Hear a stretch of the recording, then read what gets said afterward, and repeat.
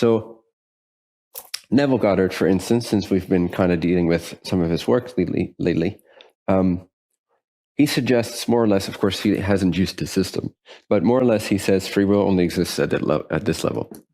There is no real free will at this level. Well, he says at this level, so kind of a crossover here. But at this level, there's no free will.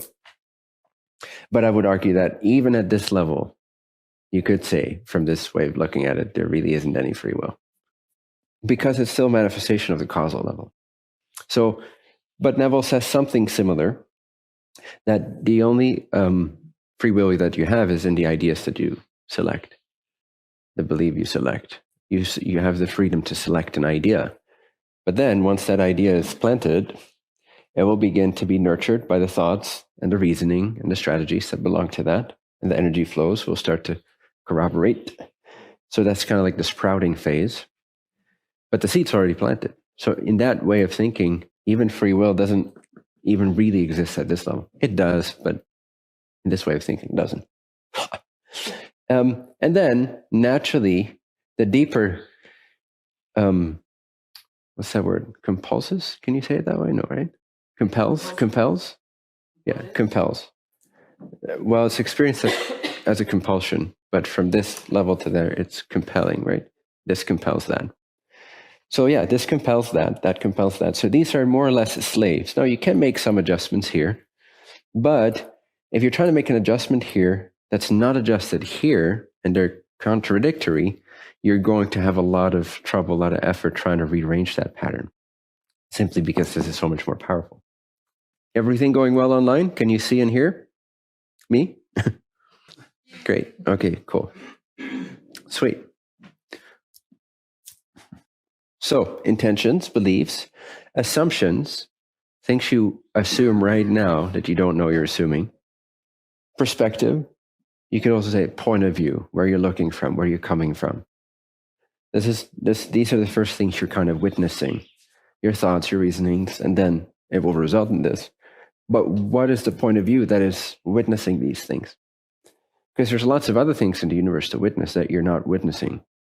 It's because you don't have the point of view to witness it. Because your causal level self has collapsed around a certain theme, an incarnational theme, certain lessons you want to learn, certain desires that gave birth to this incarnation. And within this incarnation, furthermore, desires that you develop from there.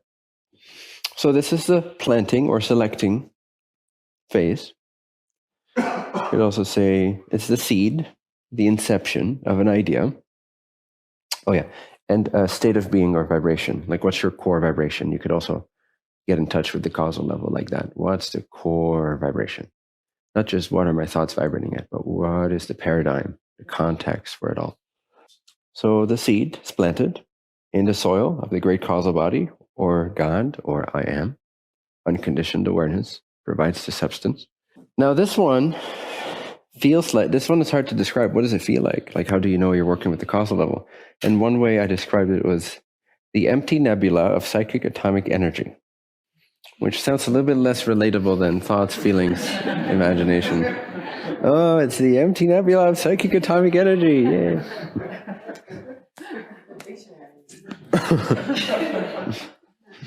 So when you go really deep, you've heard me, I'm not going to go too deeply into this aspect of the four bodies. If you're interested, I explain more about that in the Global Enlightenment course on YouTube. It's like 8 videos, full-size videos.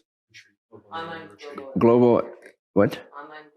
Online Global Enlightenment Retreat on YouTube. So check it out if you want more background on the bodies. But specifically here, I want to give you the tools to kind of work with the causal body when it comes to rearranging who you are, choosing a new state, occupying a new state, healing old vibrations, basically shifting who you are and what you will be creating in these levels of your life, which I didn't go into in that retreat.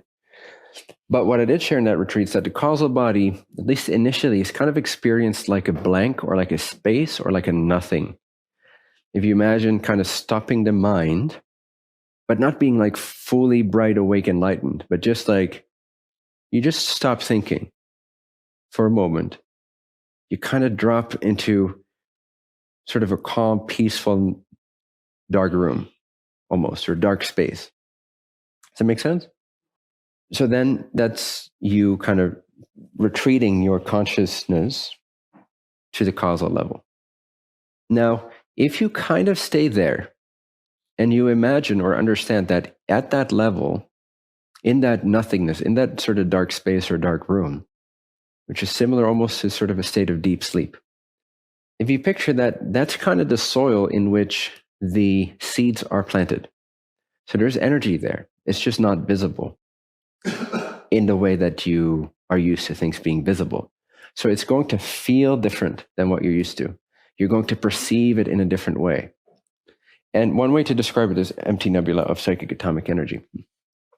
So if you imagine, I'll refine this. This is the first draft.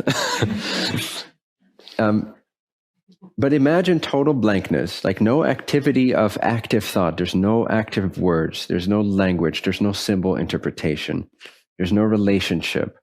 It's just like a dark blank, like a vast dark blank, deep, peaceful, almost like sleep-like dark blank.